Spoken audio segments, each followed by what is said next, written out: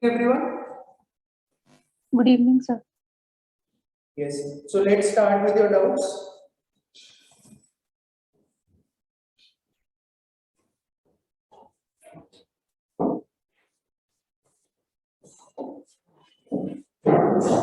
Am I audible? Yes, sir.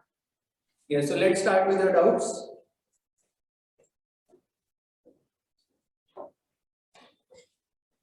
Sir मैं return का अगर बात ना करूँ और इंटरव्यू में जैसे हमें कोई सिचुएशन बेस्ड क्वेश्चन पूछा जाए. Please wait for a second. You are not audible. Can you please? Sir मैं ऑडिबल हूँ. होगा. सर अगर हमें कोई सिचुएशन बेस्ड क्वेश्चन पूछा जाए, जैसे अभी कर्नाटका में एक कॉलेज यूनिवर्सिटी में हिजाब पहनने पे स्टूडेंट्स को रोक दिया गया. तो इसको आप कैसे आंसर करेंगे, क्योंकि it is a fundamental right कि हम कोई भी रिलीजन प्रैक्टिस कर सकते हैं और no one can stop us from wearing a hijab whether in work place और university. Okay. So how to tackle this? This is what yes you're sir. asking. Yes sir. First of all ये question पूछा नहीं जाएगा paper में, कहीं भी नहीं पूछा जाएगा. प्रोबेबली इंटरव्यू में अगर डिस्कशन कभी शिफ्ट हुई इस तरफ तो प्रोबेबली आ जाए. But tackling this question fundamentally, see there are two things: fundamental rights and reasonable restrictions.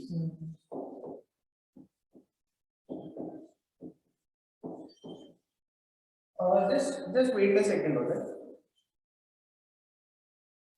Window open है यार. जब वो ना काम चल रहा है, अभी चल तो है, साउंड तो होगी चाहिए. Yes, sorry. So, see, fundamental rights, they are not absolute.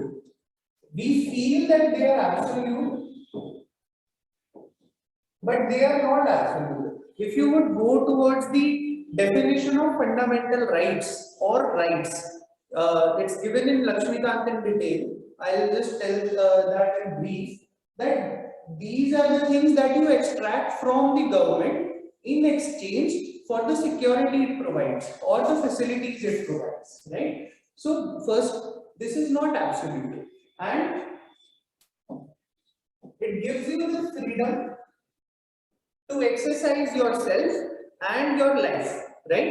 And then there are reasonable restrictions. There are many reasonable restrictions. First is public health. Public health, peace, morality, security of the state, safety of individuals, safety of others, and other things. So, in exercise of your fundamental rights, you need to see that you are not violating fundamental rights of other citizens or other people for that matter. So, wearing a hijab or not, whether it comes under definition or of fundamental right or right to life or right to freedom of speech and expression and other things, it is to be decided by the Supreme Court of India whenever the question comes. But under reasonable restrictions, it can be prohibited, as has been done in Sri Lanka in the last in 2020 when Easter bombings came into place, and in France as well. See, there is no bigger champion of fundamental rights or liberty, equality, fraternity other than France. And when France itself has prohibited that at public places, so it means that it comes under reasonable restrictions. Have I answered your question? Sir लेकिन जैसे constitution में article 14 and 25 में like जो plea file हुई है court में, उसमें उन्होंने मेंशन किया है कि आर्टिकल 14 एंड 25 के अंडर हम लोगों को राइट है कि हम ये चीज पब्लिकली प्रैक्टिस कर सकते हैं.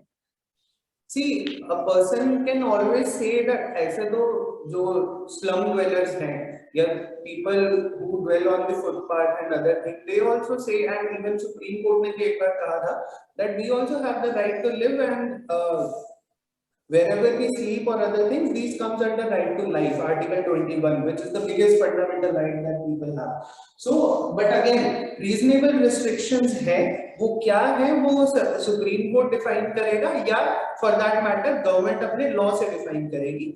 As such, when there is no law, so people can take the liberty of exercising their rights. I believe it is Article 20, I'm not sure, which says that until and unless a thing is criminalized, it is free to do. You cannot be punished for thing which is not criminal. Understood? Yes. Right. What else?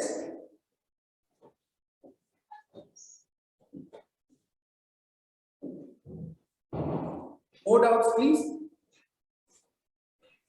Sir एक चीज और, जैसे आज के newspaper में था कि जो मैरिटल रेप्स हैं उस पे अभी होल्ड कर दिया गया सुप्रीम कोर्ट का डिसीजन, जो कि 2015 से चल रहा है, कि इस पे सोशल एंड लीगल इम्प्लीकेशंस हो सकते हैं सर। बट जैसे ट्रिपल तलाक को बैन किया गया, उस पे भी तो सोशल एंड लीगल इम्प्लीकेशंस थे कि राइट्स हो सकता है एंड ऑल, तो इस पे क्यों नहीं अभी तक डिसीजन? ट्रिपल तलाक जो था वो एक लेजिस्लेटिव डिसीजन था हमारी गवर्नमेंट का to give a socio economic और social decision into its effect. Similarly, marital rape, again, it is a part of the society. It is an issue which is the society is facing. Same, it will be solved either by the direction of Supreme Court or by the government through its legislation. And we need to appreciate this fact that these things are very slow because these are societal level changes. These need to come through a verifiable process. So you cannot go on saying that the court that a case has been registered today and today only you just give the this announcement or other thing. The Supreme Court judgments, these cannot be passed in a single day because these are bigger questions that require wider consultations. So these things take time, and in the due process of law, it is going to be effected in the society and legislatively. And I believe the government stand is that we are pondering upon it and we are understanding कि इसके क्या-क्या implications हो सकते हैं और इस पे क्या-क्या हमें आगे इसको कैसे criminalize करना है. Understood? Yes. What is your name, by the way? My name is Tanvi. Tanvi. Yes. Okay. Next questions.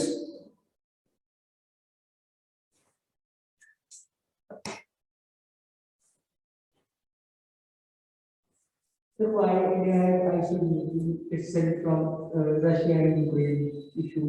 Right now, a statement has been issued by our external affairs minister that we don't have. I guess we have not voted in that. Okay. So the question is, why did India abstain from voting in the Ukraine issue in the United Nations Security Council, right? Even we have a good relation with Russia, so right. इसका answer ना geopolitically बहुत ही ज्यादा basic है.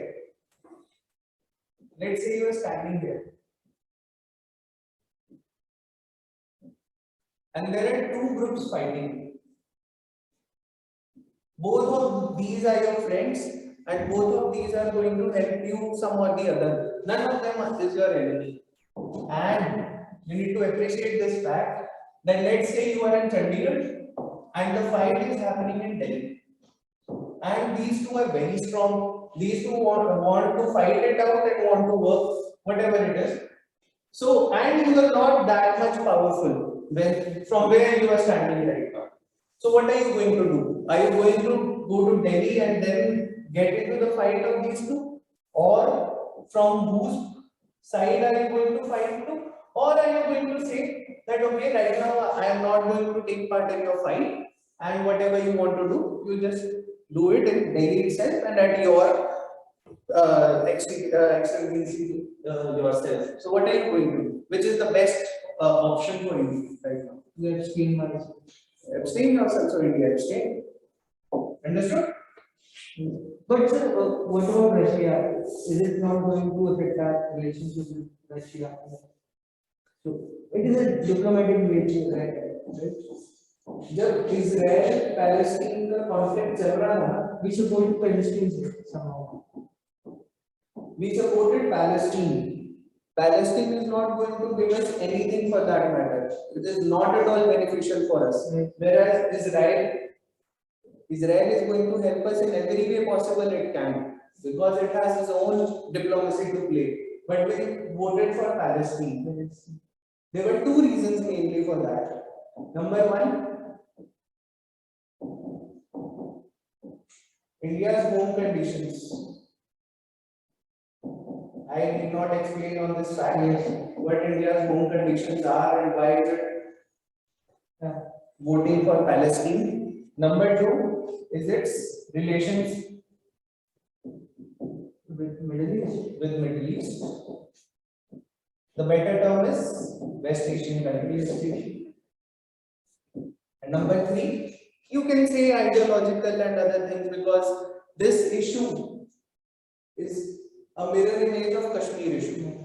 Okay, so this is also ideologically and other things. So whenever a country takes a decision, or for that matter votes in international arena, it takes into consideration all of these things. बहुत ही ज़्यादा detail में SWOT analysis होता है. You all know what SWOT analysis is? Yes, sir. एक बहुत ही detail SWOT analysis होता है. उसमें देखा जाता है कि क्या करने से कितना फायदा होगा. जहाँ ज़्यादा फायदा होगा वहाँ हम वोट कर देंगे, और जहाँ इक्वल फायदा होगा या कोई भी फायदा नहीं होगा वहाँ हम वोट नहीं करेंगे. As simple as that. Next question.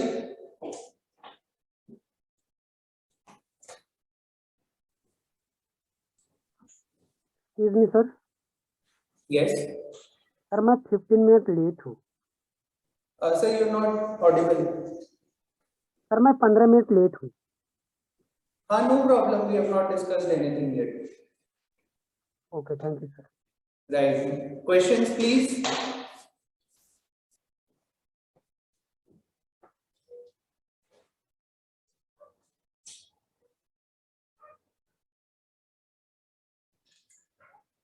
No further questions. Can we move forward? Yes, sir. Right. The student who was 15 minutes late, what is your name? Vijay Kumar Singh. What is your name? Vijay Kumar Singh. Okay, Vijay. Right. So let's start.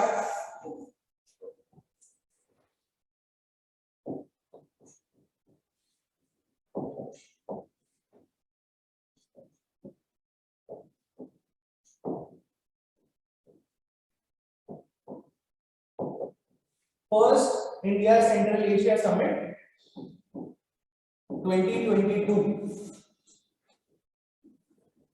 So let's just write, please include this in your international relations notes whenever you get the time.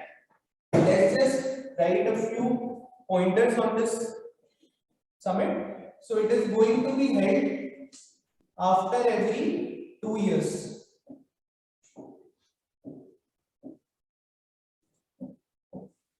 It is going to be held after every 2 years, okay? And there will be India Central Asia Secretariat at Delhi. The secretariat will be placed at New Delhi. Sorry, separate places. So they have said these two groups, India and Central Asian countries, have agreed to make a joint working group on Afghanistan and use of Chabahar Port. Joint working group on Afghanistan and use of Chabahar Port. Can anyone tell me where is Chabahar Port? Yeah. Iran. Good. Iran. Good. So next point, there will be further cooperation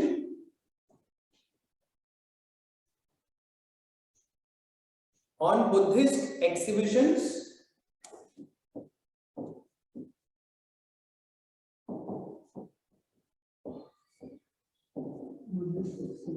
bracket में लिख लो projection of India soft power.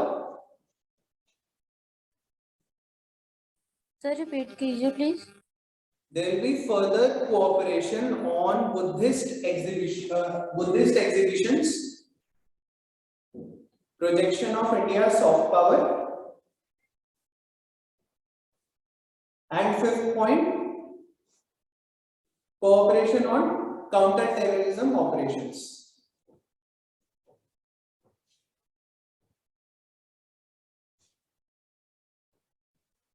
Written?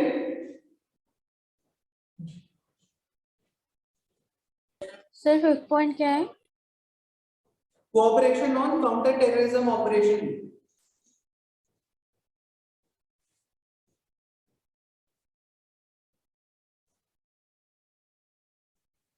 So what is the third point? JWG. Joint working group on Afghanistan and use of Chabahar port, Iran.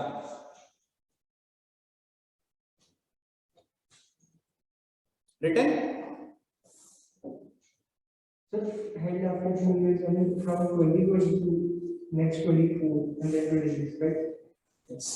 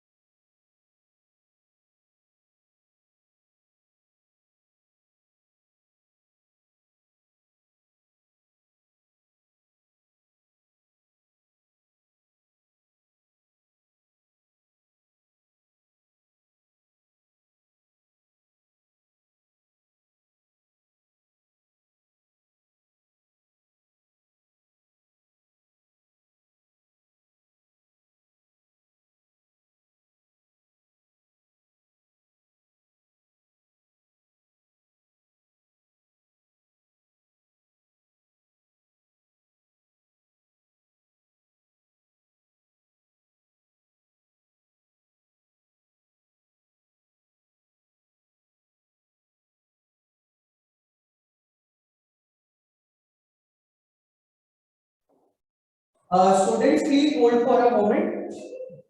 Then get back to you soon. Okay sir.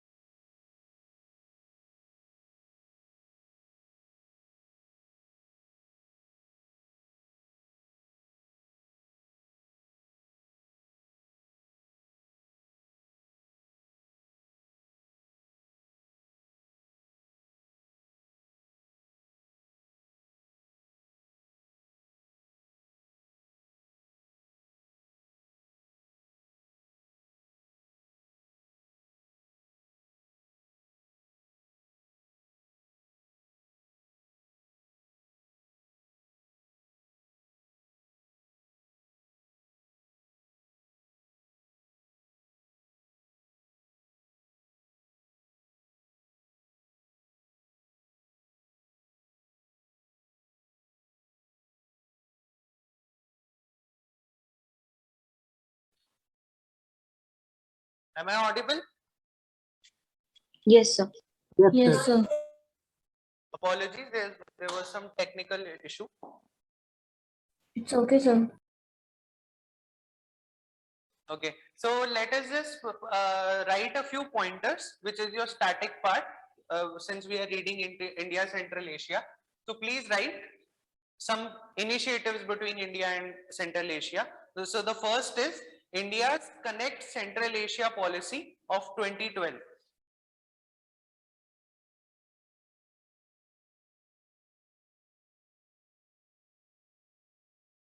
This forms the bedrock of India's policy towards Central Asian region. The second is $1 billion. Repeat कर दो please, एक minute repeat कर.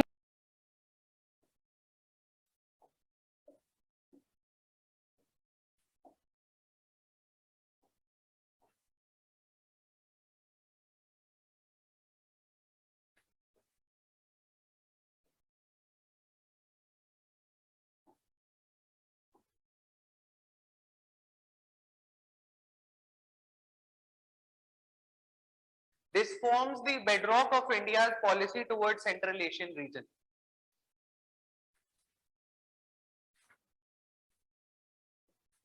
Number second, it is $1 billion line of credit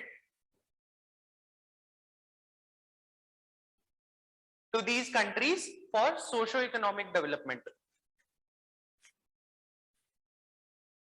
$1 billion line of credit to these countries for socio-economic development. Written? Yes, sir. The third is INSTC, International North-South Transport Corridor.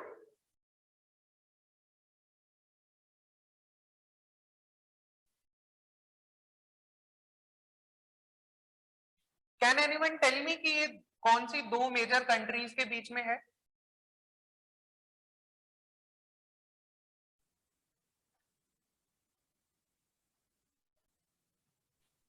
No. Can anyone tell me INSTC कौन सी दो countries के बीच में है?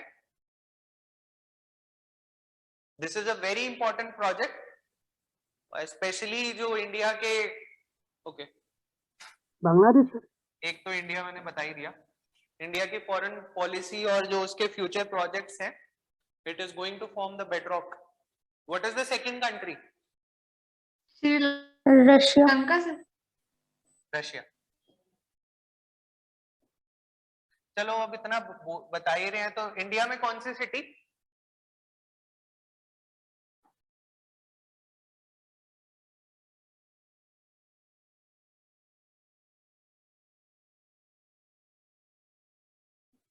India में मुंबई या Mumbai port and Russia में Saint Petersburg. Saint Petersburg in Russia and India में मुंबई. इसको अच्छे से पढ़ लेना, ये आप लोगों एज होमवर्क ही ट्रीट कर लो, इसको अच्छे से पढ़ लेना. And the fourth is Ashgabat agreement.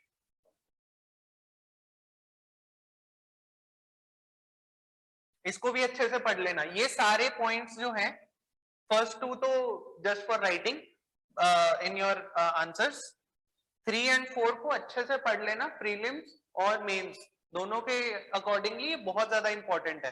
कोई बताएगा अशगाबाद किस कंट्री की कैपिटल है?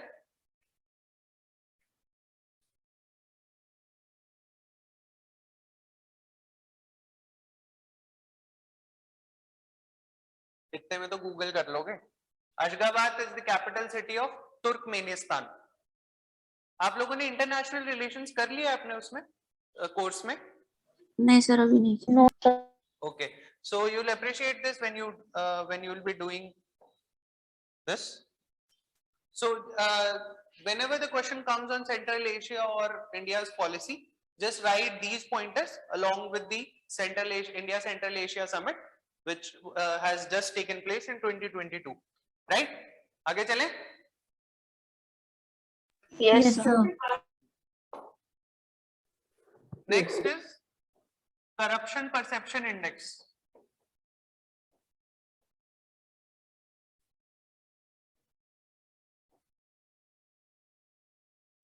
It is given by Transparency International.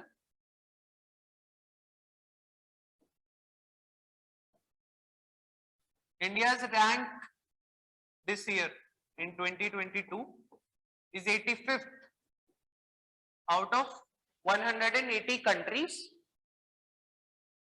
Earlier, in the previous year, the rank was 86th, again out of 180 countries. So ये data है, इसको लिख लो एक बार.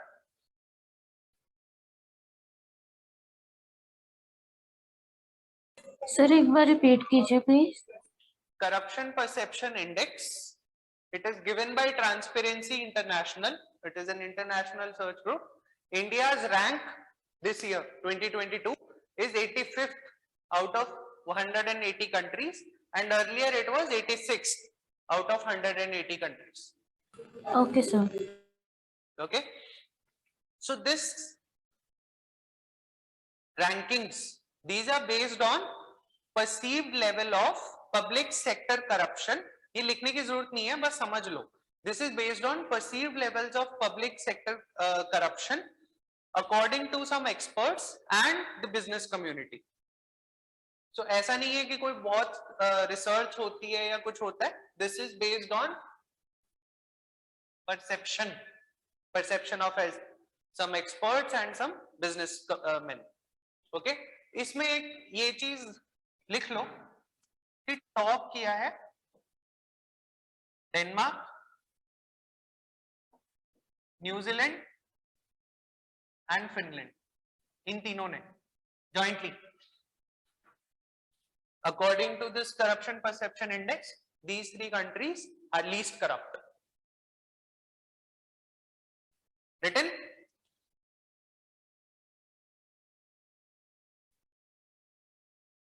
Yes, sir. ये जो डेटा है ना 85th rank, and you can see कि कोई बहुत सिग्निफिकेंट चेंज नहीं आया है. So you can use it in your mains answer writing. वैसे तो प्रीलिम्स में भी पूछ सकते हैं, बट मेंस में इसका ज्यादा, और आपके even for that matter optional में भी बहुत ज्यादा इसका काम आएगा कि India's perception of being a corrupt country, it is still very bad and the situation has not evolved in the recent years. Earlier ये बहुत ज्यादा था, जंप आया है in the last 4 or 5 years, but still it is a very bad situation, as we all can see. Next.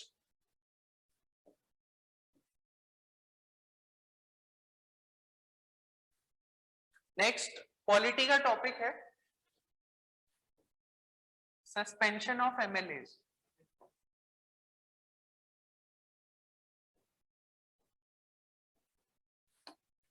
So recently क्या हुआ कि महाराष्ट्र के जो स्पीकर थे लेजिस्लेटिव असेंबली के, उन्होंने 2 एमएलएस को सस्पेंड कर दिया था फॉर 1 होल ईयर. सो ये केस सुप्रीम कोर्ट में गया एंड सुप्रीम कोर्ट ने बोला कि according to the this Maharashtra legislative assembly rules, हर लेजिस्लेटिव असेंबली के अपने खुद के रूल होते हैं, लोकसभा के कुछ होंगे, राज्यसभा के कुछ होंगे, उसी तरह हर स्टेट के लेजिस्लेटिव असेंबली के अपने खुद के कुछ रूल होंगे. तो जो इन रूल्स की के अकॉर्डिंग जो सस्पेंड किया जाता है, ये आपको लिखने की जरूरत नहीं है, समझ लो. जो सस्पेंड किया जाता है, it can be for a day initially if there is any misdemeanor on the part of MLAs, and if it is repeated तो पूरे के पूरे सेशन के लिए आप कर सकते हो. जो सेशन चलते हैं ना लेजिस्लेटिव असेंबलीज के ओवर द होल ईयर, तो किसी एक सेशन के लिए एट मैक्स आप कर सकते हो अकॉर्डिंग टू द रूल्स, या फिर सिर्फ एक दिन के लिए इनिशियली. अगर रिपीटेड है तो पूरे सेशन के लिए कर सकते हो. इन्होंने पूरे के पूरे ईयर के लिए उन्हें सस्पेंड कर दिया था. इसको सुप्रीम कोर्ट ने बोला है कि it is not legal and beyond 60 days आप किसी भी एमएलए को सस्पेंड नहीं कर सकते हो. सो ये एज एन एग्जांपल आप कहीं यूज कर सकते हो. रोल ऑफ जो क्वेश्चन आता है कि role of speaker, it is a political और has been changing a few in the recent times. So you can give this example. Okay, understood? Yes, sir. Yes, sir.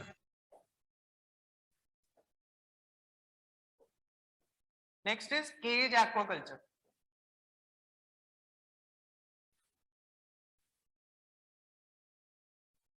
Can anyone tell me कि India का जो fishery sector है वो world में किस rank पे है?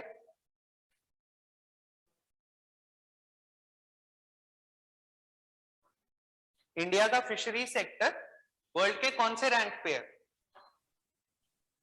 4th. No,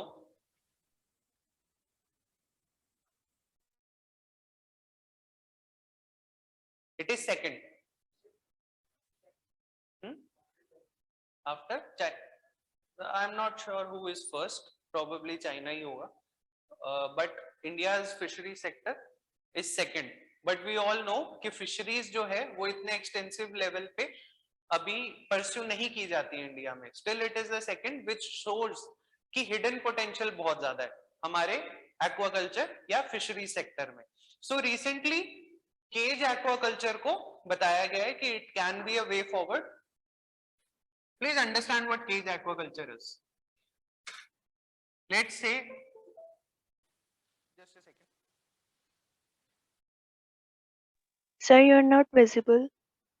Right, just a second.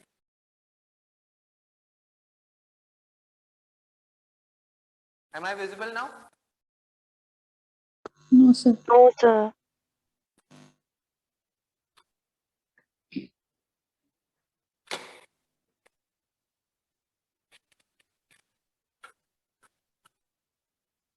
Now? No, sir. No, sir.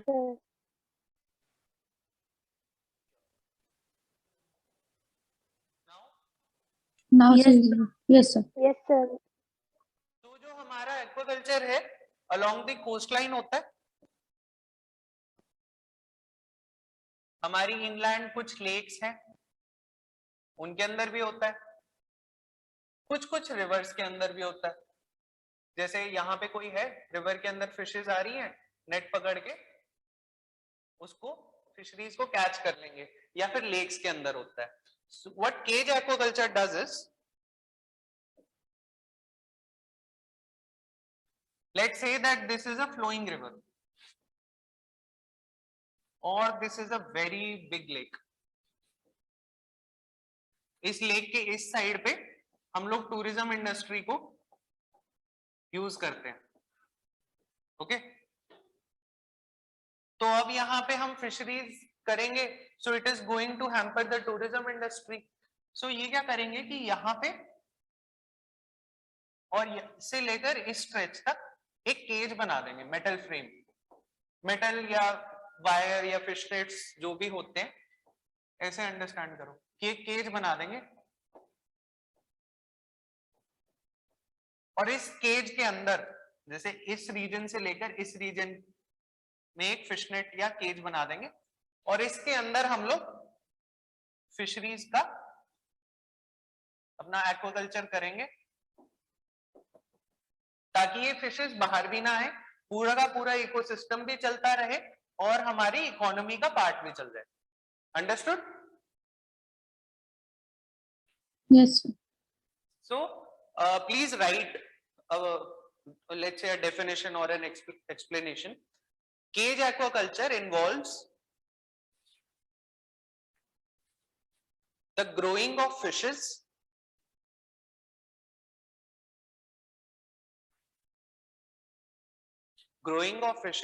in existing water bodies while being enclosed in a cage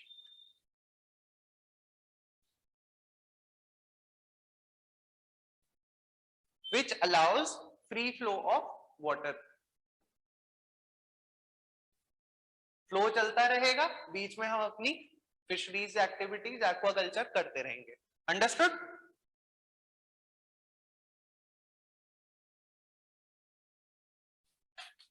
Understood? Yes, sir. So this is promoted under Pradhan Mantri मत्स्य संपदा योजना।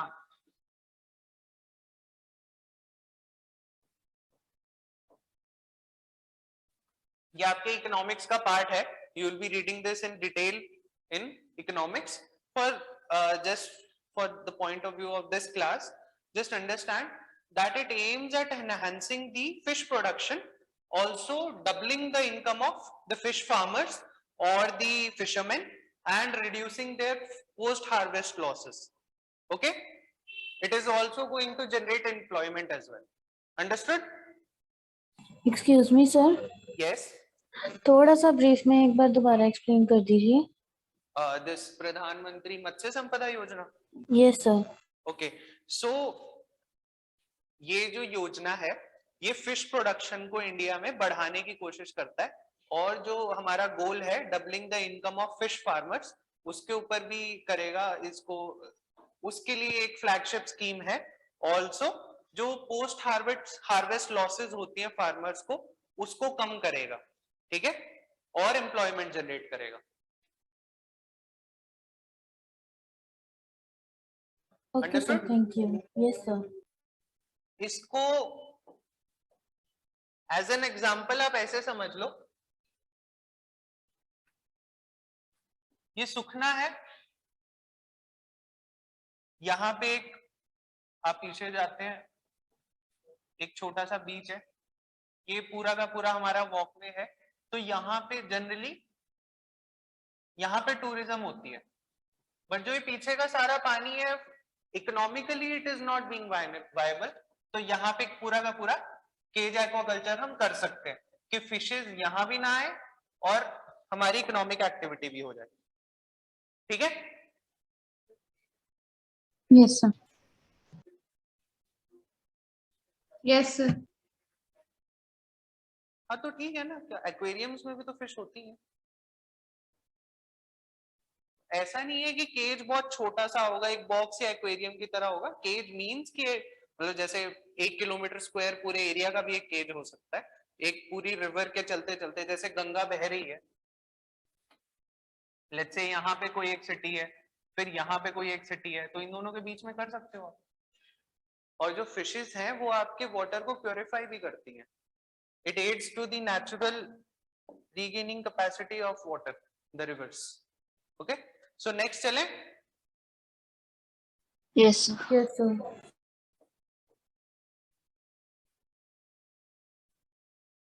Next is bomb cyclone. Geography का concept है, लिख लो इसकी definition.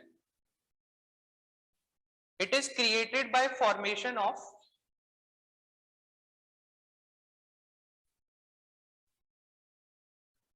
rapidly strengthening weather system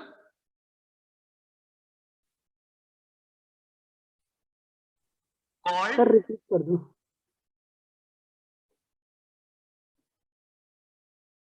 bombogenesis. It is created by formation of rapidly strengthening weather system called bombogenesis. जैसे frontogenesis होता है, फ्रंट बनते हैं, genesis means creation of something, bombogenesis creation of bomb cyclones. Sir rapidly strengthening weather system,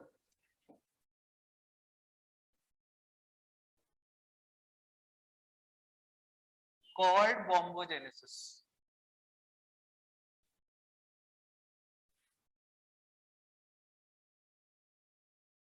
It occurs when, please write, it occurs when a mid-latitude cyclone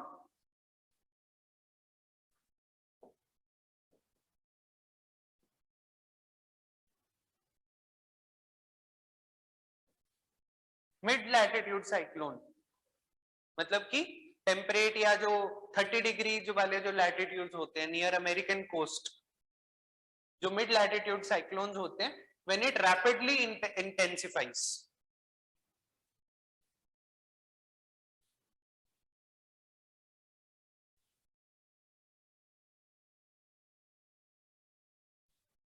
it can happen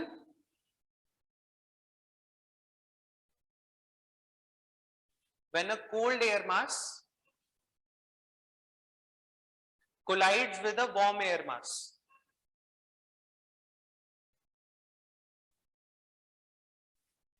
Sir, repeat करना. कौन सी line? It can happen when it. This can happen when a cold air mass collides with a warm air mass.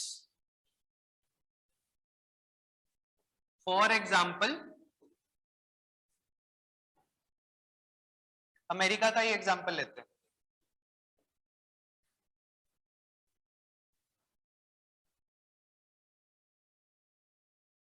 ये American coast है, eastern coast.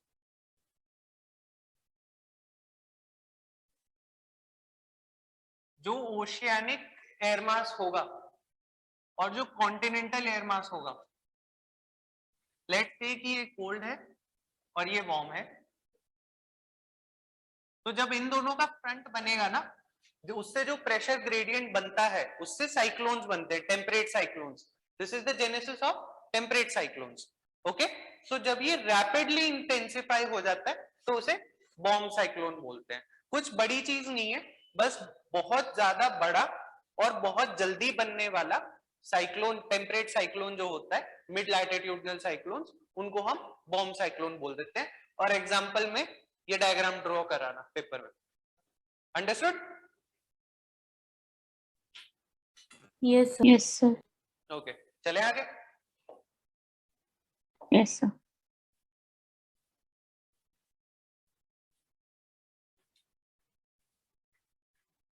Just a second. Next is ये art and culture का part है. Hoysala temples. It is this year's entry for India for the World Heritage Tag. Who gives the World Heritage Tag?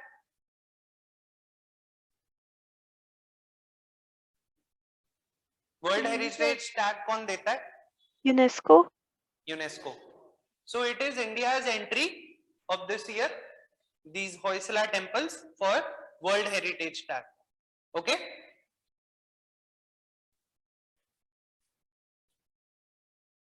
Sir explain कर दीजिए please. Let's just, sorry, sir explain कर दीजिए. World heritage की list होती है.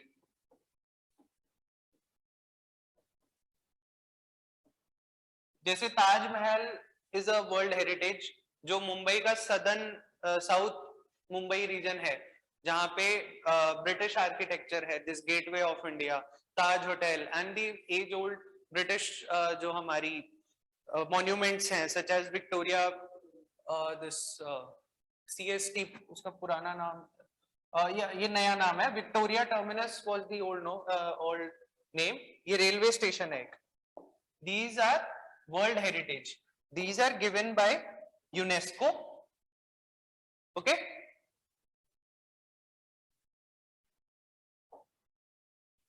Understood? Yes sir. So Hoysala के जो temples हैं, I'll show you what these are. तो ये अभी इंडिया की ऑफिशियल एंट्री है कि इनको वर्ल्ड हेरिटेज का टैग दिया जाए. ठीक है? सो इससे पहले हम एक बार होयसलास के बारे में पढ़ लेते हैं. ठीक है, मतलब let's just brush up our knowledge. Hoysalas were the feudatories of Chalukyas. Sorry, Chalukya dynasty, Chalukya kingdom, उनके फ्यूडिटरीज थे होयसलास. और ये कर्नाटका रीजन में रूल करते थे between 11th to 13th century AD. In the Karnataka region between 11th to 13th century AD. Their capital was, कोई बता सकता है इसकी इनकी कैपिटल क्या? आर्ट एंड कल्चर हो गया आपके इसमें, या ancient and medieval? No sir. No sir. इनकी कैपिटल थी द्वार समुद्र. also known as हेलेबीड, ये इसका मॉडर्न नेम है हेलेबीड, अर्लियर नोन एज द्वार समुद्र, ये इनकी कैपिटल थी।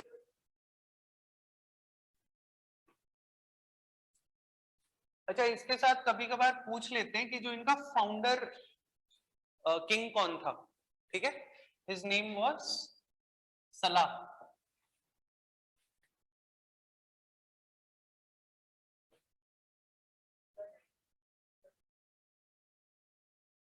The founding king of Hoyslas was Salah. ऐसे याद कर लो, होयसला सला, ठीक है।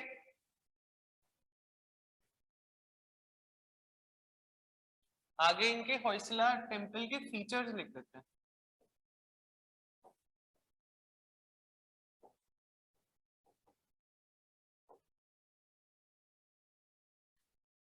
Please write number 1. They were the hybrid of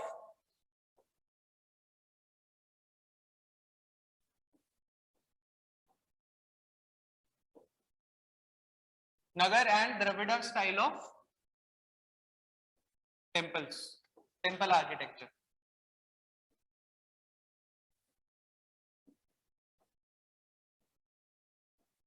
These were the two main styles of temple architecture in India. So these were the hybrid, the Hoysala temples were the hybrid style of Nagar and Dravid style of temple architecture. Next is, it has intricately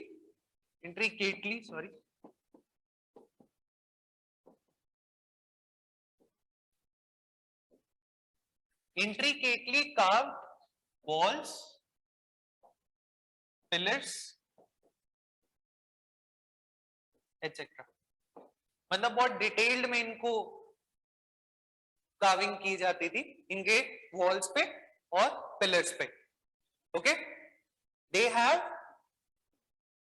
star shaped plan. Star shape plan का क्या मतलब है, जब हम किसी को ऊपर से देखेंगे, किसी भी जैसे आपका घर है, उसको ऊपर से देखेंगे तो वो एक रेक्टेंगल दिखेगा। उसी तरह जो होयसला टेम्पल्स थे, उनका जो प्लान था वो स्टार शेप था। स्टार शेप तो बोला जाता है वैसे, मतलब इस टाइप का था, इसको बोला स्टार शेप दी जाता है। यू विल सी, अभी मैं आपको डायग्राम दिखाऊंगा इनका, ओके।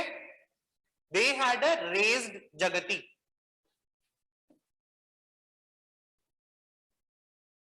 raised जगती।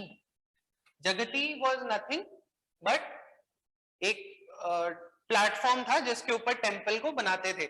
जैसे हम देखते हैं, हम किसी भी टेम्पल पे जाते हैं तो सीढ़ियों चढ़ते हैं और उसके ऊपर एक प्लेटफॉर्म बना होता है, उसके ऊपर पूरा टेम्पल बना होता है। सो उसको जो प्लेटफॉर्म होता है उसको जगती बोलते हैं। सो दे हैड रेज्ड जगती।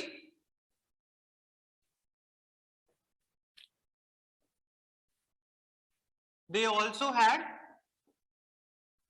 So फिर से Kalyani. आप Not visible. Sorry, They are You not are not visible. just a second.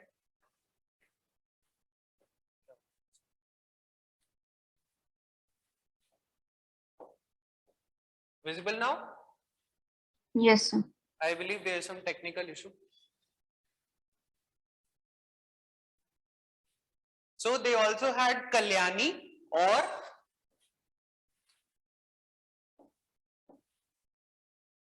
stepped walls, stepped wells.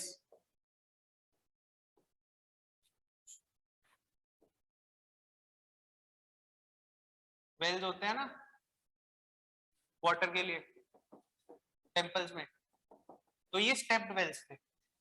इनको कल्याणी बोलते हैं। इन जो टर्म्स है ना, जैसे जगती है, कल्याणी है, इनको नोट अच्छे से कर लेना।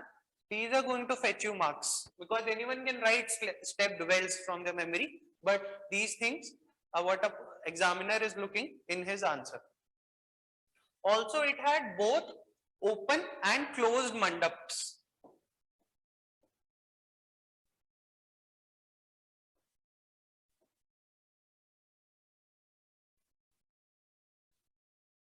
Understood?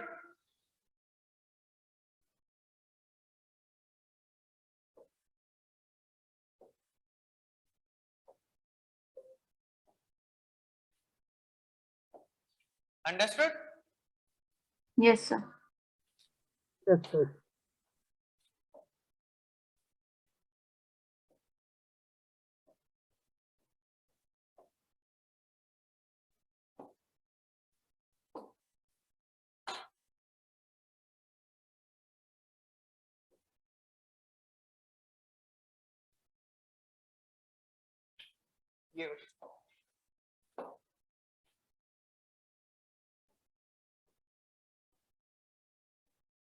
ये दिख रहा है आपको?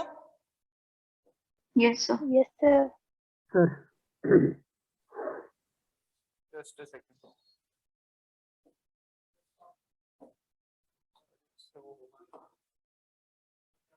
चलो इसी से देख लो।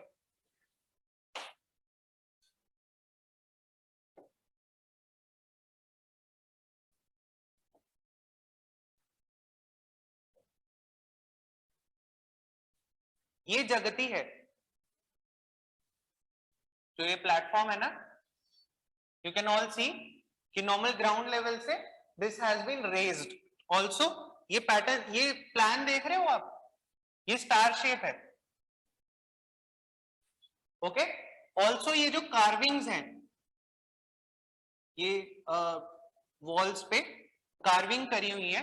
रामायण और महाभारत की जो टेल्स थी उसको कार्विंग की जाती थी। You can write it as an example. Okay, इसकी जो वॉल्स हैं और जो पिलर्स हैं इसके ऊपर कार्विंग्स करी हुई है। ठीक है, open and close mandaps also you can C. And एक और चीज, प्लीज अप्रिशिएट दिस फैक्ट कि ये जो पिलर्स हैं, कोई बता सकता है इसको क्या बोलते हैं, इन पिलर्स को?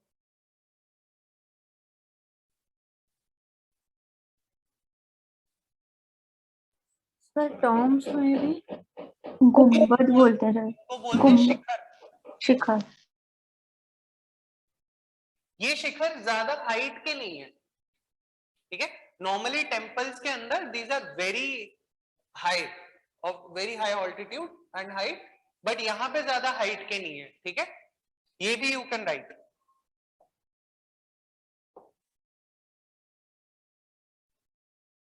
Understood? Yes, sir.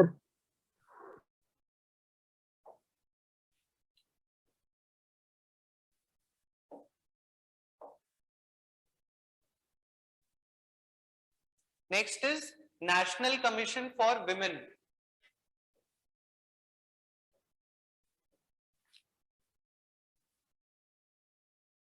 It is important क्योंकि recently it has completed 30 years of existence, so it is probable कि question आ सकता है. So it is a statutory body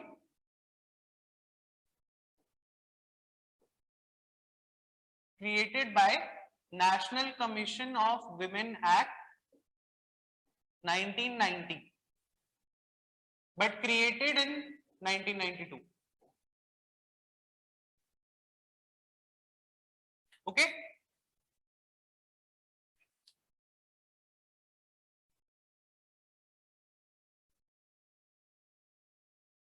Written. Yes, sir. इसके ऑब्जेक्टिव्स जो हैं, इसके कितने मेंबर्स हैं, ये सब आप लक्ष्मीकांत से पढ़ेंगे या आपके पास जो भी मटेरियल होगा आप उससे पढ़ेंगे डिटेल में. ठीक है, बिकॉज इट टेक्स टाइम और करंट अफेयर्स की क्लासेस में we can not discuss those things, but पढ़ लेना, इट इज इंपॉर्टेंट. हम कुछ पेपर में लिखने के लिए अचीवमेंट्स लिख लेते हैं जो कि मटेरियल्स में होती नहीं है. नंबर 1 इज पारिवारिक लोक अदालत, सॉरी पारिवारिक महिला लोक अदालत.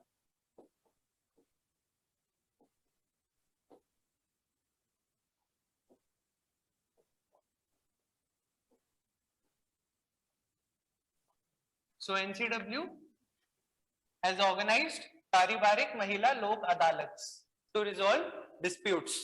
Okay.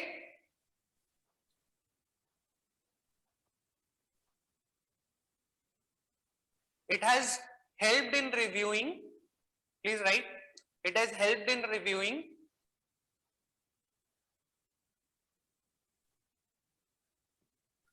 various laws such as Dowry Prohibition Act of 1961.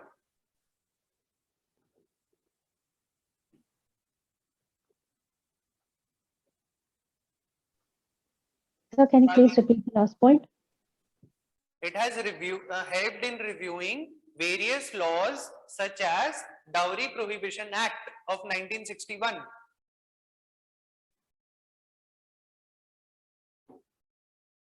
बाकी का फिलर मटेरियल आप अपने एंड से डाल ही सकते हो कि it has helped in spreading awareness, it has helped in constituting the grievance redressal mechanism and other things. वो तो आप लिख ही लोगे. I leave it to your smartness. Okay.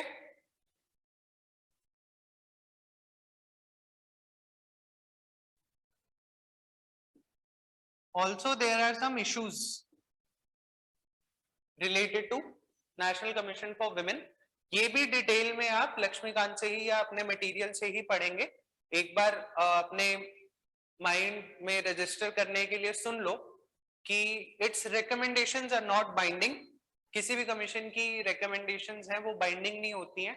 So we can always write that an issue. It's recommendations are not binding. It does not have the power to select its own members. Okay, ये भी मतलब detail में आप पढ़ ही लोगे अपने उसमें. And the major issue is it lacks the constitutional status.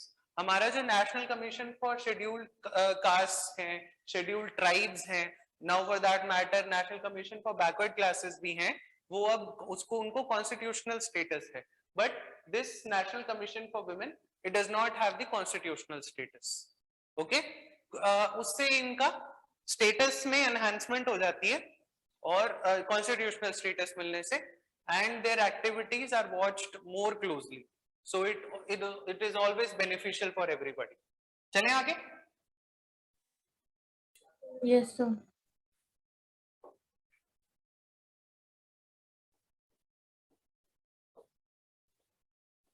Next we have hydrogen enriched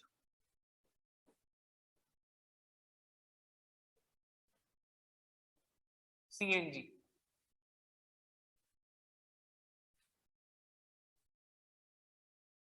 recently जो गेल है उसने अभी हाइड्रोजन मिक्स करना शुरू किया है सीएनजी के अंदर for the fuel to enhance the fuel capacity and its productivity. वो लिखने की जरूरत नहीं है आपको. एज अ टॉपिक इसको समझ लो कि HCNG होता क्या है. So CNG we all know कि हमारी buses में, हमारी cars में we are using. It is a very clean fuel, but not that clean. So hydrogen जब हम इसके अंदर mix कर देते हैं, enrich कर देते हैं, roughly you can write it in this point कि government is planning to blend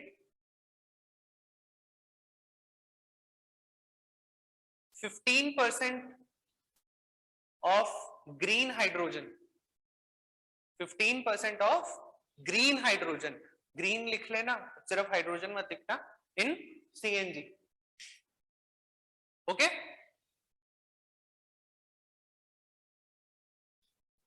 Yes, sir. ये आपका डेटा हो गया. You can always write it in exam. So क्या होता है कि CNG एक फ्यूल होता है. उससे जो हमारी CO2 emissions और अनबर्न्ड मीथेन emissions जो हैं वो तो होती ही रहती हैं. बट जो हाइड्रोजन है ना, जब वो इसके अंदर मिक्स हो जाएगी तो ये एमिशंस कम हो जाएंगी क्योंकि hydrogen is a very clean fuel. Okay, so उसका जो बाय प्रोडक्ट होता है इट इज वाटर ओनली और water vapours, but you can write water. तो उसका जो बाय प्रोडक्ट है that is water itself and it is non polluting. कोई मीथेन एमिशन, कोई ग्रीन हाउस गैस एमिशन कुछ नहीं होता. It is non polluting to the environment. So we are blending it. Also as we all know that hydrogen is a very dense fuel. So अगर हम उसको CNG में blend करेंगे तो जो हमारी fuel की productivity है it is going to increase. Understand? Yes, sir.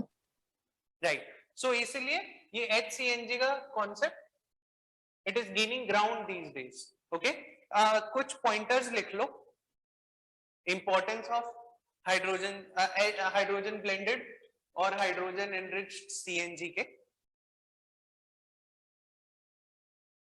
it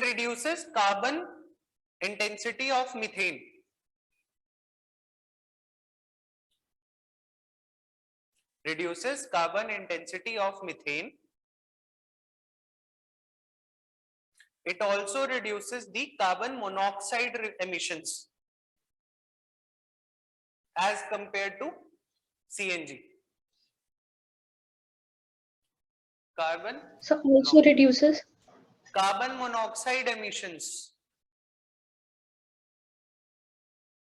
as compared to CNG कि जो CNG में कार्बन मोनोऑक्साइड एमिशंस होते थे एनरिच करने से वो कम हो जाएंगे this is safer to use than full hydrogen hydrogen as a fuel के हम बेनिफिट्स भी in the medium term we can reap और हाइड्रोजन का पूरा हमें अभी इंफ्रास्ट्रक्चर भी नहीं डेवलप करना पड़ेगा ठीक है so it is safer to use than the hydrogen okay Yes, sir. and the last point is its power output is better than the normal CNG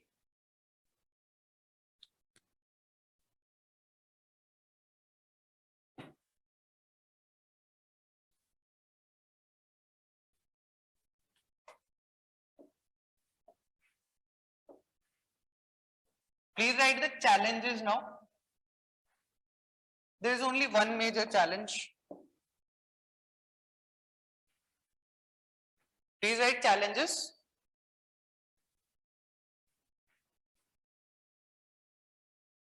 ये वर्ड लिख लेना हाइड्रोजन एम्ब्रिटलमेंट पहले लिख लो hydrogen embrittlement can weaken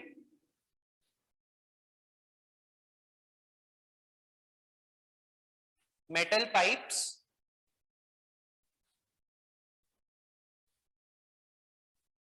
and increase leakages or leakage risk hydrogen embrittlement can weaken the metal pipes and increase leakage risks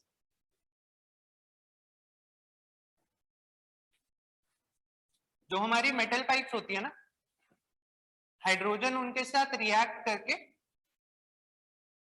नया compound बनाती हैं और ये ब्रिटल हो जाती हैं तो ये इनका टूटने का खतरा रहता है जिससे कि लीक हो सकती है gas understood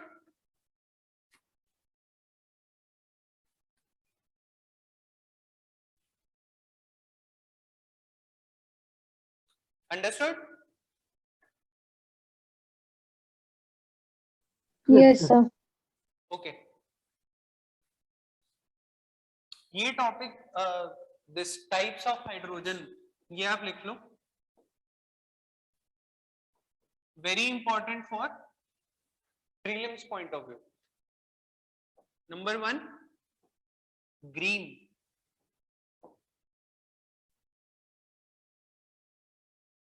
number 2 blue number 3 brown और ब्लैक सेम ही होती है number 4 pink number 5 yellow number 6 white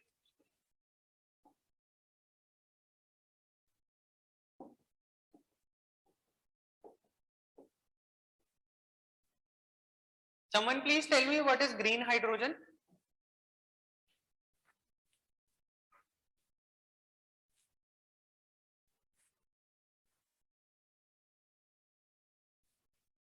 एक और है grey Sir, maybe obtained from environment. what Sir, may be obtained from environment. No. यार green hydrogen has been in news it's from many years now. You No idea, all sir. you should know what is green hydrogen. What is green hydrogen? So it is safer for the environment. No. देखो ये जो classification है ना, ये सारी की सारी उस चीज पे बेस्ड है कि how we are obtaining hydrogen. Okay, so green hydrogen जो है वो वाटर के इलेक्ट्रोलिसिस से मिलती है. मिलती तो मोस्टली वाटर के इलेक्ट्रोलिसिस से ही है, बट जो एनर्जी सोर्स यूज होती है ना, दैट इज रीन्यूएबल एनर्जी. जैसे सोलर पैनल्स, हमारी विंड एनर्जी हो गई और हमारी टाइडल एनर्जी होगी, उनको यूज करके जो हम वाटर का इलेक्ट्रोलिसिस करते हैं और हाइड्रोजन मिलती है हमें, उसको ग्रीन हाइड्रोजन बोलते हैं. वाटर का इलेक्ट्रोलिसिस पता है ना क्या होता है? आई बिलीव साइंस में आपको पढ़ाया गया होगा. Yes, sir. Yes. तो renewable energy when it is used for water electrolysis to obtain hydrogen, it is known as green hydrogen. Blue जो हाइड्रोजन है, इस चीज को भी आप समझ लो, जहां भी word in terms of energy blue आ जाए ना, उसका मतलब होता है मीथेन. ओके, तो जब रिन्यूएबल एनर्जी की जगह हम मीथेन को यूज करते हैं to make hydrogen, it is known as blue hydrogen. And this is very important, जो हमारी CO2 निकलती है मीथेन एमिशन करने से, उसको हम लोग कैप्चर कर लेते हैं. हमने CCUS टेक्नोलॉजीज करी थी, carbon capture and utilisation and Yes, sir. Storage. हाँ, Yes. तो जो मीथेन को बर्न करके हम लोग इलेक्ट्रिसिटी लेते हैं और वाटर इलेक्ट्रोलिसिस या कुछ भी करके हम हाइड्रोजन बनाते हैं, उसे ब्लू हाइड्रोजन बोलते हैं, प्रोवाइडेड कार्बन डाइऑक्साइड जो एमिशन हुई है उसको हम लोग सिक्वेस्टर कर ले. उसी तरह जो ब्राउन और ब्लैक है, उसमें it is same as blue hydrogen, do not write same as blue hydrogen when methane is used but CO2 emit हो जाए एटमॉस्फेयर में.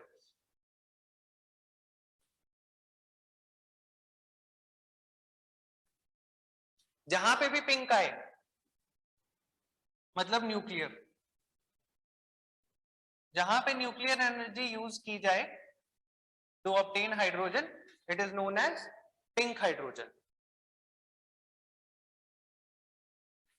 Okay, yellow means grid based electricity जो होती है.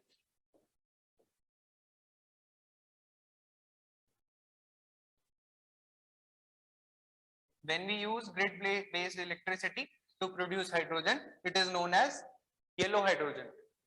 White hydrogen, जहां पे भी white कलर आए, इसका मतलब इंडस्ट्री इज इन्वॉल्व. तो जो इंडस्ट्रियल प्रोडक्शन होती है, जो इंडस्ट्रीज हमारी प्रोसेसेस होती हैं और उनका बाय प्रोडक्ट निकलता है, it is known as white. It is known as white. Okay.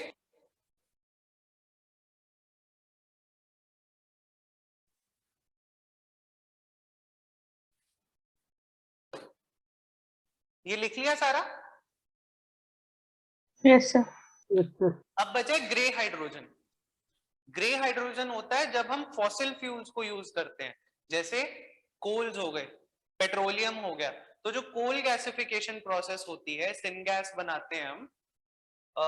You know these terms right, coal gasification and syngas.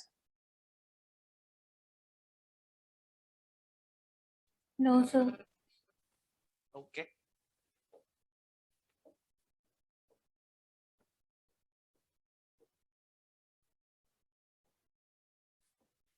जब हम कोल यूज करते हैं हमारे पावर प्लांट्स में, तो उससे बहुत ज्यादा पोल्यूशन होती है. So coal gasification is a technology, this you will read in science and technology. तो हम लोग कोल को रिएक्ट करवा के उसकी गैस बना देते हैं. वो जो गैस बनती है ना, उसको सिन गैस बोलते हैं. आई बिलीव इसकी फुल फॉर्म वैसे आपको करने की जरूरत नहीं है, बट सिंथेटिक गैस बोलते हैं इसको, ठीक है। सिन गैस आप लिख लीजिए, जो सिन गैस है वो बनाते हैं और उसको फिर हम यूज करते हैं, ठीक है। कोल से हमने ऐश वगैरह काफी कुछ बनता है, बट जो सिन गैस है it is less polluting, but it is more energy intensive, this coal gasification process. तो जो ग्रे हाइड्रोजन है ना, जब हम कोल गैसिफिकेशन या सिन गैस यूज करते हैं और जो कार्बन डाइऑक्साइड है it is release to the atmosphere, it is known as grey hydrogen. तो इसमें से मुझे कोई बता सकता है कि गुड टाइप ऑफ हाइड्रोजन कौन सी है इनमें से? ग्रीन, ग्रीन और blue, blue. Yellow is not good. Grid based electricity अभी कोल से आती है, तो almost as same as grey hydrogen. और बताइए कौन सी अच्छी है? Pink, pink, and white. White. Good, understood. yes Sir, sir. can you please explain pink hydrogen once again?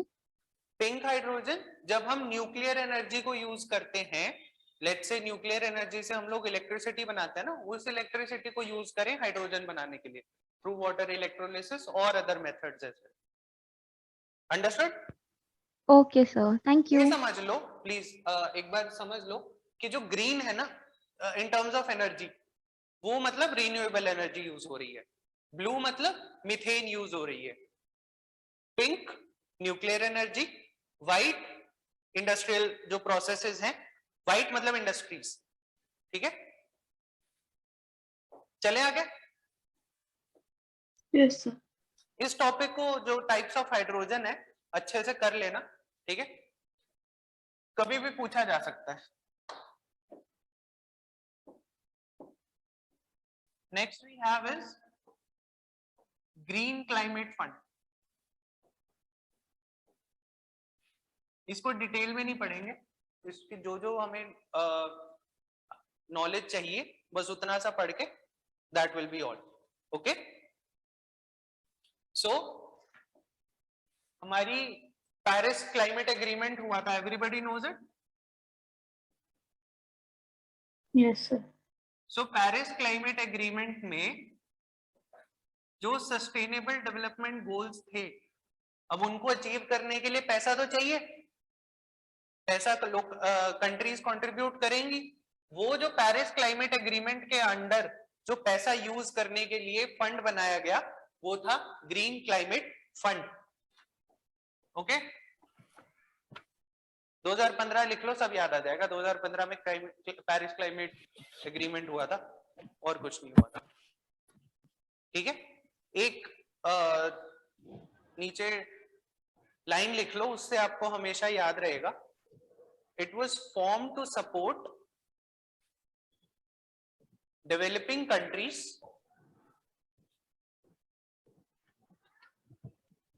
realize their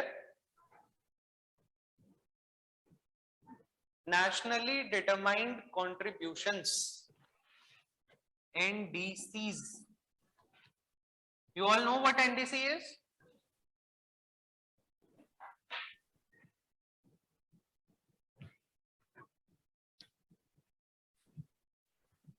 sir एक बार फुल फॉर्म बताना है इसकी। Nationally determined contributions.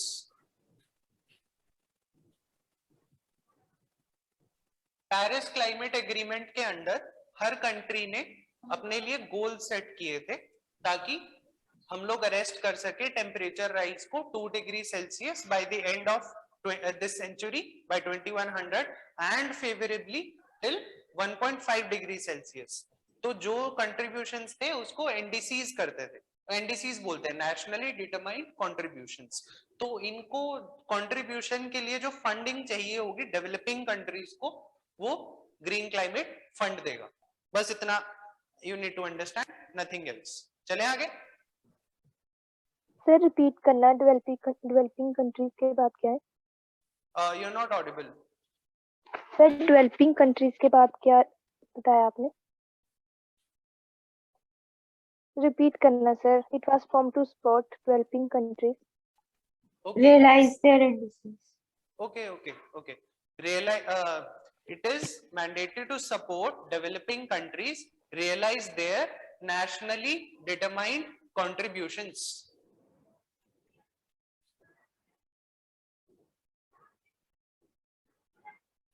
Written? Yes sir, thank you.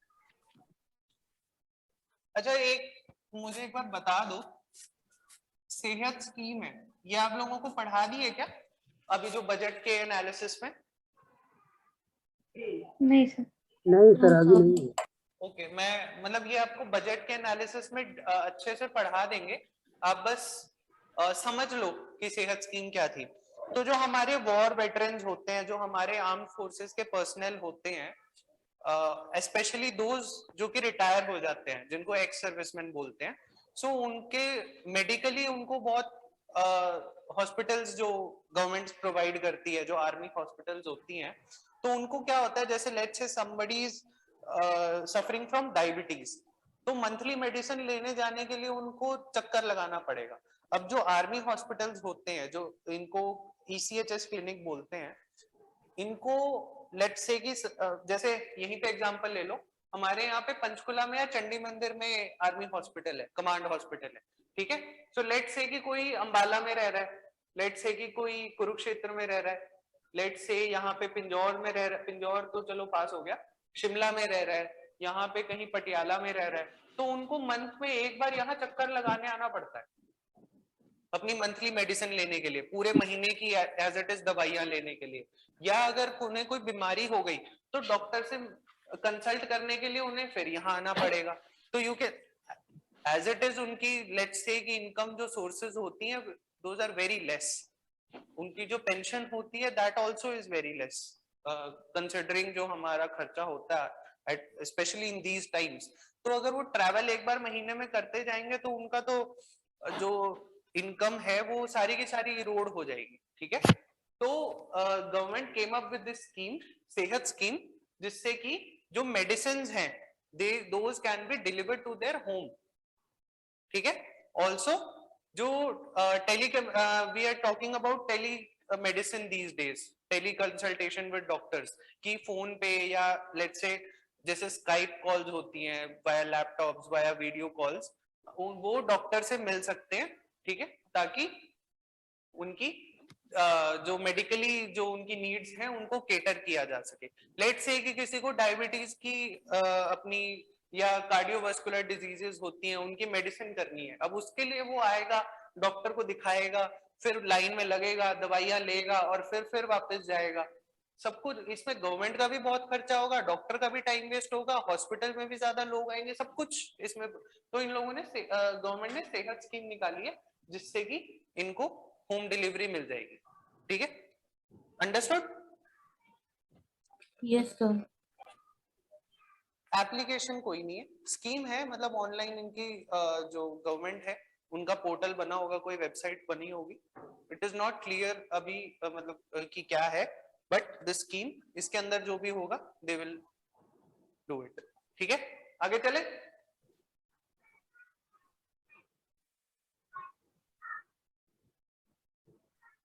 Yes sir. Next we have is Green Highway Policy of 2015. Green Highways Policy of 2015.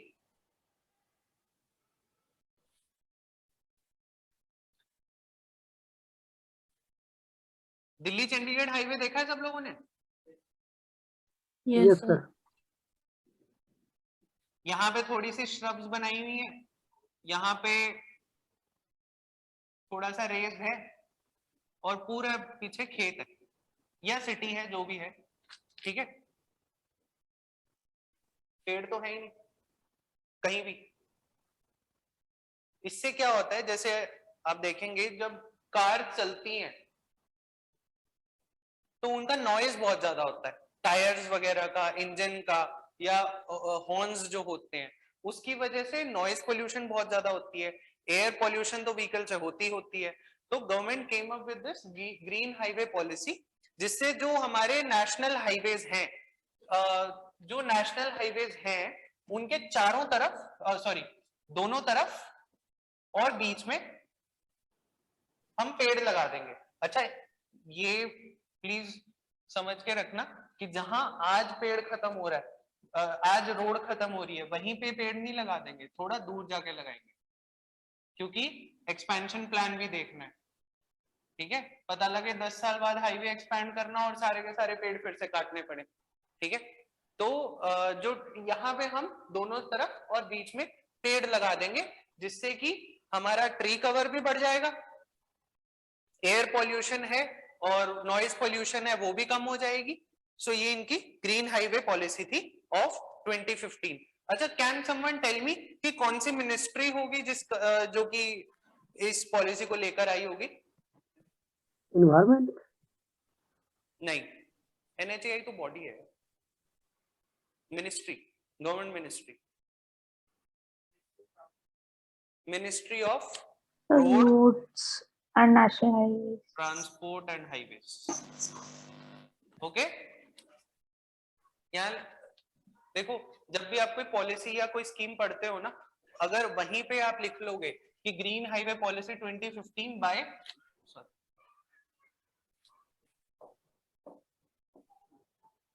By ministry of road transport and highway, तो आपको वैसे ही समझ आ जाएगा। Pre में questions आ जाते हैं, as it is option आ जाते हैं कि कौन सी मिनिस्ट्री थी। उसी तरह जो हमने ये सेहत स्कीम करी थी ना, ये मिनिस्ट्री ऑफ डिफेंस ने की है। ठीक है, मतलब ये तो नो ब्रेनर है। तो ये हमारी ग्रीन हाईवे पॉलिसी है।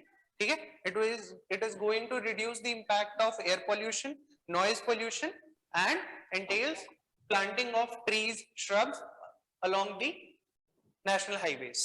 National highways ही है अभी, state highways वगैरह जो हैं, it falls under the ambit of states, और अगर कोई state करेगी तो it is going to be their part, but national highways पे central government करेगी। ठीक है, एक चीज इसमें you just write as a data कि अब के बाद जो projects होंगे ना, 1% of the project cost,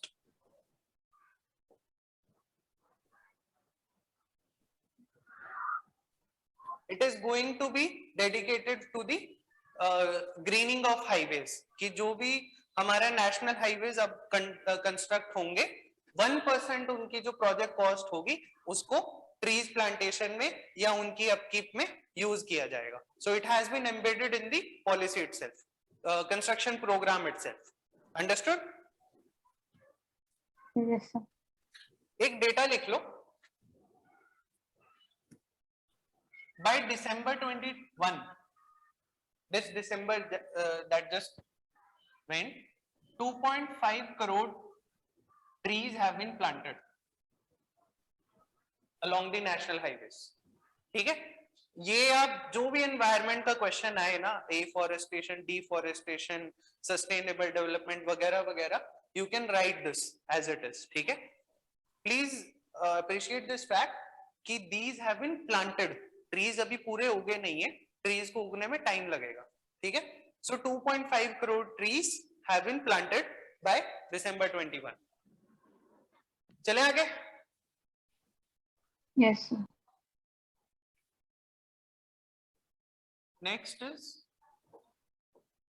earth Trojan asteroids.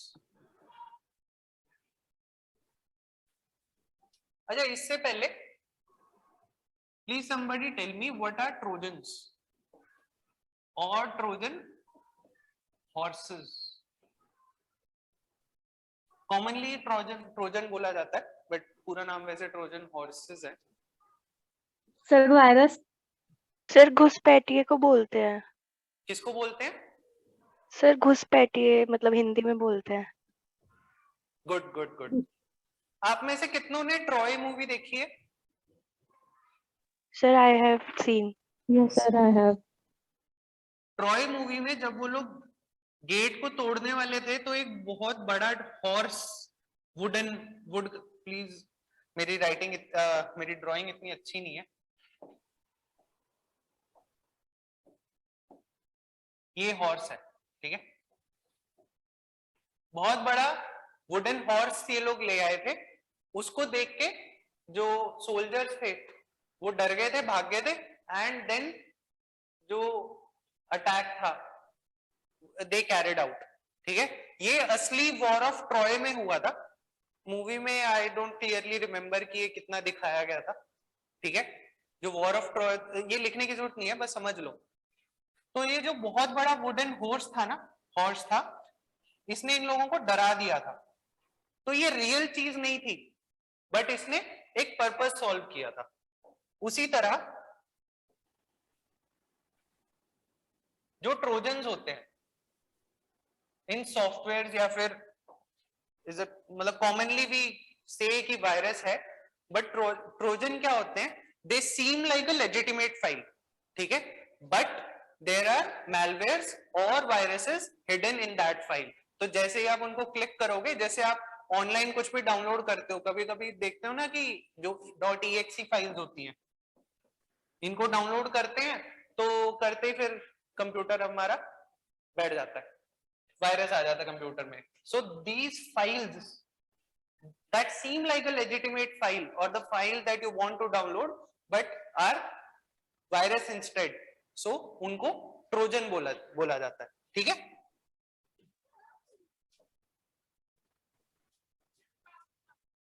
Understood? Yes, sir.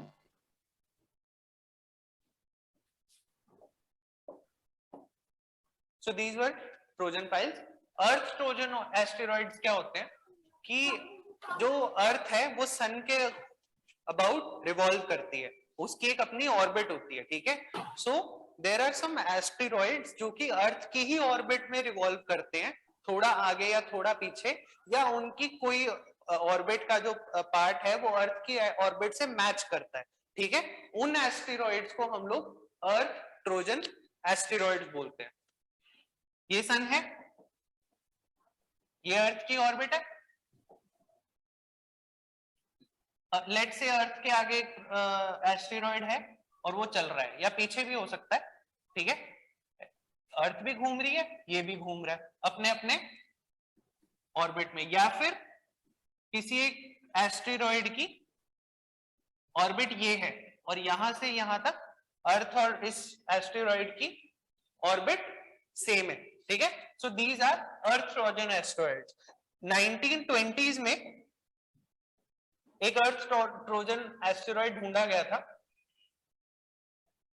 Recently एक और ढूंढ लिया गया, okay. So there are 2 Trojan asteroids now in that we know of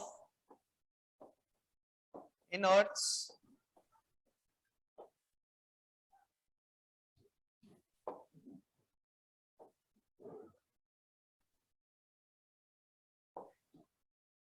नहीं,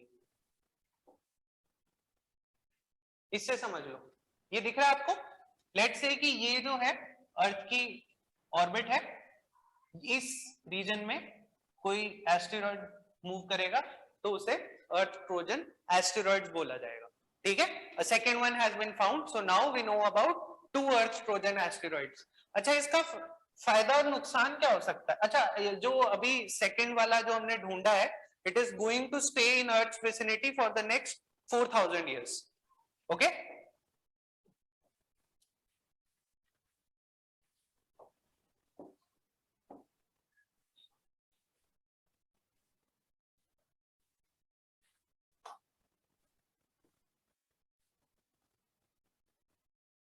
इसके प्रोस्पेक्ट्स और चैलेंजेस बताओ, कोई इसके चैलेंजेस बताओ सबसे पहले तो क्या है? कोलिजन का खतरा मतलब बोल सकते हैं हम, लिखने के लिए लिख सकते हैं, पर वैसे है नहीं, होता तो अभी तक मतलब लग चुका होता। वैसे इट इज, आपको पता है जो मून की थ्योरी है कि how moon came into being, it was कि अर्थ और मून पहले जॉइंटेड थे, बट अगर कोई, this is a theory, never been proven, but कोई एस्टेरॉइड आके इंपैक्ट किया और मून अलग हो गया, अर्थ अलग हो गई।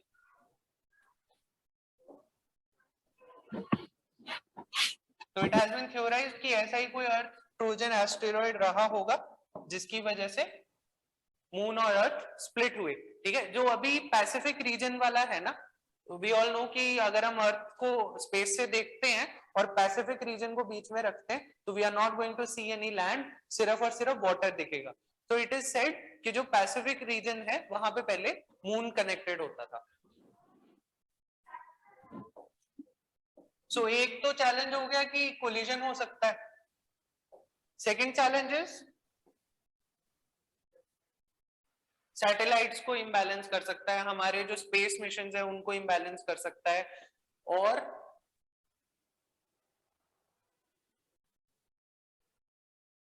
बताओ,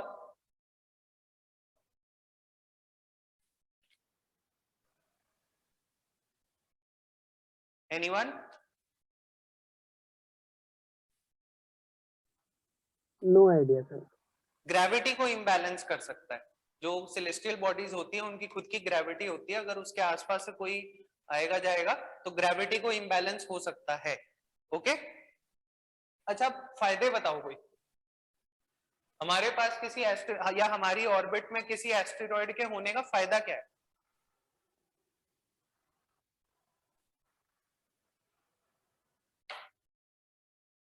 जनरली एस्टेरॉइड किस चीजों से बने होते हैं? आपने मूवीज में देखा हो, I am not talking about science right now, movies में देखा हो तो? Sir rocks. रॉक्स, रॉक्स क्या होते हैं? चट्टान होता है जरूर। रॉक्स किस चीजों से बने होते हैं?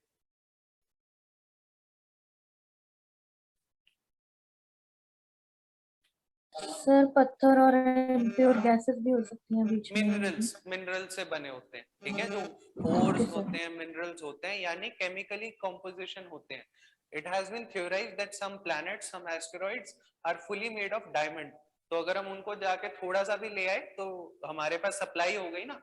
उसी तरह ऐसे कई सारे कंपाउंड्स हैं जो कि अर्थ पे नहीं मिलते, अर्थ पे बनाने बहुत मुश्किल है, बट एस्टेरॉइड्स में ड्यू टू कंडीशंस उनकी कि बहुत ज्यादा ठंड है, बहुत ज्यादा गर्म है, how much pressure it is, या कौन से प्लैनेट या स्टार से टूट के आया है, तो उसमें मिनरल्स बहुत ज्यादा हो सकते हैं। तो हम मिनरल माइनिंग कर सकते हैं। अभी रिसेंटली ओसाइरिस रेक्स मिशन हुआ था नासा का, जो कि एक एस्टेरॉइड को माइन करके वापस आने वाला है। ठीक है, उसके जो भी मटेरियल्स हैं, गोल्ड है, जो भी है, मतलब इट इज नॉट क्लियर कि अभी उस क्या माइन करने गया है, ये मिशन था। ठीक है, इसको भी लिख लो, ये भी पूछा जा सकता है ये, या फिर if I am not wrong ये पूछा जा भी चुका है, ओसाइरिस रेक्स मिशन। उसी तरह जापान का भी एक मिशन था, last year it landed in Australia, Australian waters. ठीक है, कि एस्टेरॉइड माइन करके वो वापस आया था। तो हम लोग we can mine these asteroids for minerals and other things. Understood? Yes sir. नहीं, मिशंस, मशीन्स के through mining.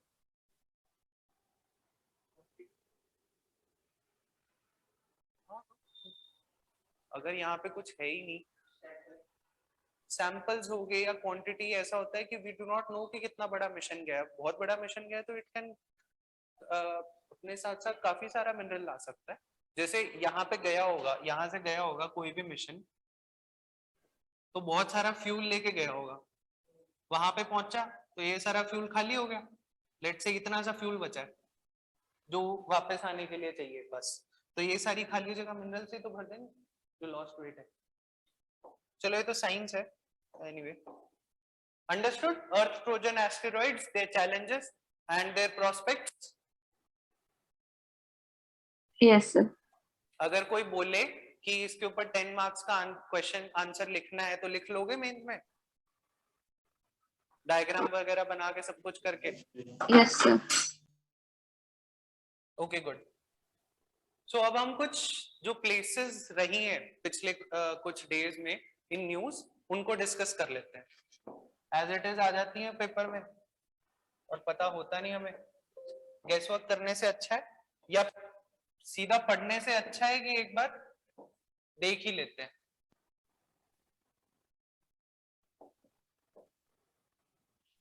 Just a second.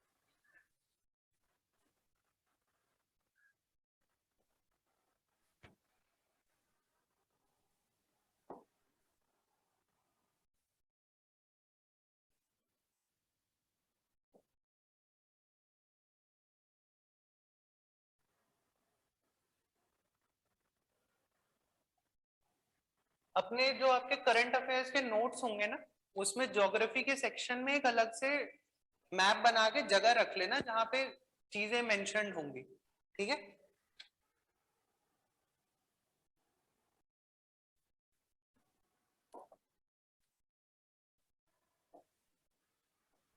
सिरुवनी dam Tamil Nadu में है, but lies on the Tamil Nadu Kerala border. और जो कोयम्बतूर की सिटी है उसके लिए वाटर सोर्स है ये। Recently it was in news, Tamil Nadu for this coming season has asked Kerala कि जो पूरा हाईएस्ट लेवल है वो आप इस डैम में मेंटेन कीजिए ताकि जो हमारी वाटर नीड्स हैं उसमें कोई शॉर्टफॉल ना पड़े। कर लिया?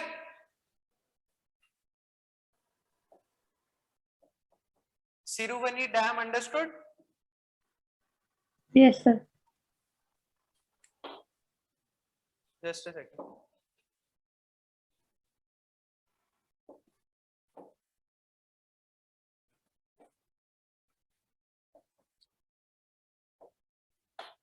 Next is great barrier reef. Australia के नॉर्थ ईस्टर्न पार्ट में है।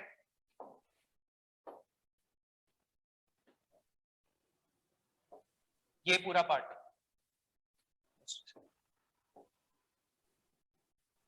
ये पूरा part great barrier reef. This is the largest coral reef which is on earth and due to its size space से भी इसको as it is देखा जा सकता है, ठीक है। So recently इसका जो size है due to marine heat waves and other things, we read about marine heat waves in the first class and ocean warming and global warming, इसका size कम होने लग गया। Do we all know कि corals की bleaching क्यों होती है या corals मरते क्यों हैं? Do we all know? No, sir. Okay ये आपका ज्योग्राफी और एनवायरनमेंट दोनों का पार्ट है और उसको डिटेल में पढ़ाएंगे। अभी के लिए बस इतना समझ लो कि जब ओशियन वार्मिंग होती है, ग्लोबल वार्मिंग होती है या बहुत ज्यादा न्यूट्रिएंट्स आ जाएं जिसको हम यूट्रोफिकेशन बोलते हैं, जब वो होता है तो दीज कोरल्स स्टार्ट डाइंग, ठीक है। सो उसकी वजह से ये जो ग्रेट बैरियर रीफ है इसको बोलते हैं great barrier reef. This is reducing in size. सो इसको वर्ल्ड हेरिटेज टैग भी मिला हुआ है। रिसेंटली यूनेस्को ने बोला था कि इसको वर्ल्ड हेरिटेज टैग हम लोग कम कर हटाने वाले हैं, हटाने की सोच रहे हैं क्योंकि इसका साइज कम होता जा रहा है। Tourism, fishing industry, medicine industry, pharmaceutical industry, everything is supported by the corals. Okay, so Australia is recently taking steps to restore all of these corals. और जो corals की reclamation technologies हैं वो भी आपको environment में पढ़ाई जाएंगी, उसको भी अच्छे से पढ़ लेना, ठीक है। जैसे बायोरॉक टेक्नोलॉजी है और बहुत सारी टेक्नोलॉजीज हैं, those are also important. Understood? Yes, sir.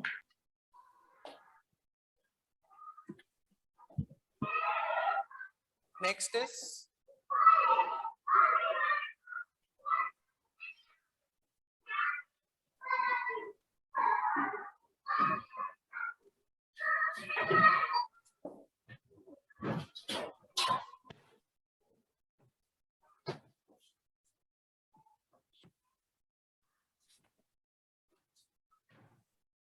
this country of Honduras.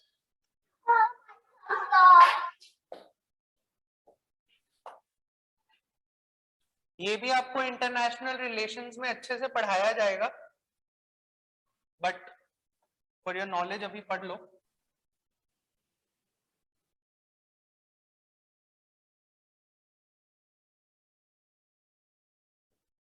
रफली ट्रायंगल शेप की है, दोनों अमेरिकाज के बीच में है, पार्ट ऑफ सेंट्रल अमेरिका, और यहां से पैसिफिक ओशियन, यहां से कैरिबियन ओशियन या फिर अटलांटिक, कैरिबियन सी या फिर अटलांटिक ओशियन, दोनों के बीच में पड़ती है। ठीक है, इससे रिलेटेड जो आपकी न्यूज थी वो करने की कोई जरूरत नहीं है, बस इसकी लोकेशन देख लो। अंडरस्टूड? Yes sir. नेक्स्ट है एक छोटी सी country, Burkina Faso. This Burkina Faso landlocked country है, फ्रांस की कॉलोनी होती थी पहले, और अभी रिसेंटली कू हुआ है यहाँ पे और मिलिट्री टेक ओवर हुआ है। ठीक है, पहले democratic country. Actually major issues जो इन अफ्रीकन नेशंस में है वो यही है कि जो कॉलोनिस्ट थे, फ्रांस है, स्पेन है, यूनाइटेड किंगडम है, वो लोग इनको छोड़ के तो चले गए, बट जो इनके बॉर्डर्स थे those are not scientific borders. ठीक है, जैसे यू कैन सी एक क्लियर लाइन खींची हुई है। ठीक है, अब किसी भी कंट्री की ऐसे क्लियर लाइन नहीं होती, इससे ट्राइबल इश्यूज आ जाते हैं और बहुत सारे इश्यूज आ जाते हैं। ठीक है, so these countries are grappling from these problems nowadays. Great Green Wall Initiative पता है आपको क्या है? No sir. Okay, Sahara desert है और नीचे ये ट्रॉपिकल रीजन में हमारे रेन फॉरेस्ट या फॉरेस्ट है।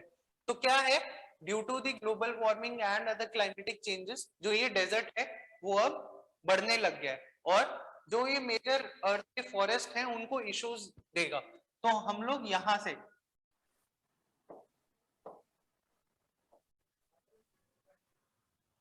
ताकि अच्छा एक्सपैंड ना करे, यहाँ पे जो ये सारे अफ्रीकन नेशंस हैं मास स्केल एफॉरेस्टेशन करने वाले अंडरटेक, मतलब अभी चल रहा है ये प्रोजेक्ट, इसको बोलते हैं ग्रेट ग्रीन वॉल प्रोजेक्ट, ताकि ये नीचे वाला रीजन डेजर्टिफाई ना हो और desertification can be stopped. Understood? Yes sir. नई नई कंट्रीज याद करने की कोई जरूरत नहीं है, यहाँ देख लो एरिट्रिया है और यहाँ पे सेनेगल है या मॉरिशियाना, मतलब एक्चुअली सारा का सारा African Union has been a part of this. तो ऐसे ही याद करने की कोई जरूरत नहीं है कौन कौन सी कंट्रीज इन्वॉल्व है, बट कभी आप अफ्रीका पढ़ोगे इंटरनेशनल रिलेशंस में तो आपको अफ्रीका का मैप पूरा करवाया जाएगा, पूरी की पूरी लोकेशंस करवाई जाएगी, वहां पे आप देख लेना कि क्या कौन कौन सी कंट्रीज हैं। इट इज नॉट इंपॉर्टेंट, बस ये ग्रेट ग्रीन वॉल प्रोजेक्ट याद रखो। इसी से इंस्पायर होके, जस्ट अ सेकंड,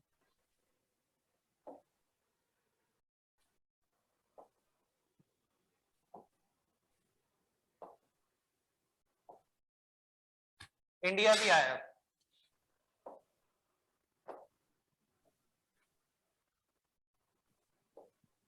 इंडिया में ये अरावलीज है यहां से लेकर ये पूरा, ठीक है, और थार डेजर्ट, अब क्लाइमेट चेंज हो रहा है तो Thar desert can also extend its region. ठीक है, तो इंडिया भी it is now planning to make a green wall along the Aravallis. ठीक है, इसको बस ये याद कर लो, कहीं ना कहीं आप एग्जांपल्स में लिख सकते हो in fight against the climate change की Indian green wall project. Understood? Yes sir.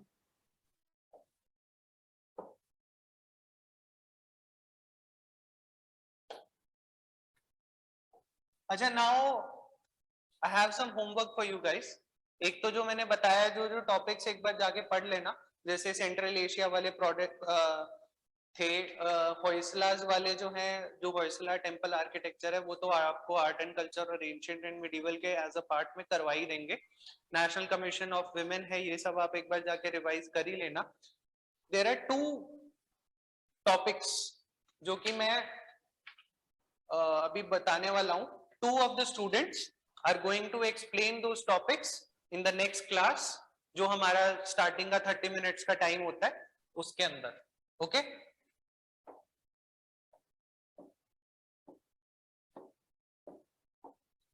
Number 1 is public intent data. The first topic is public intent data and the second is open data.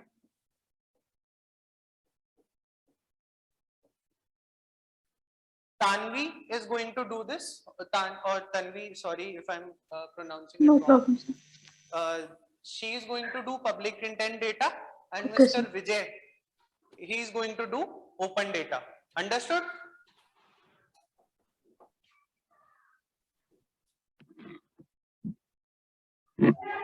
Understood? Yes, sir. Yes, sir. हाँ, तो अगले starting के आधे घंटे में you are going to explain public intent data and open data. Any doubts in today's class? No, sir. Okay, so we'll conclude this class today. Thank you, and I hope you all will be following the COVID protocols and will be safe. And ठीक है?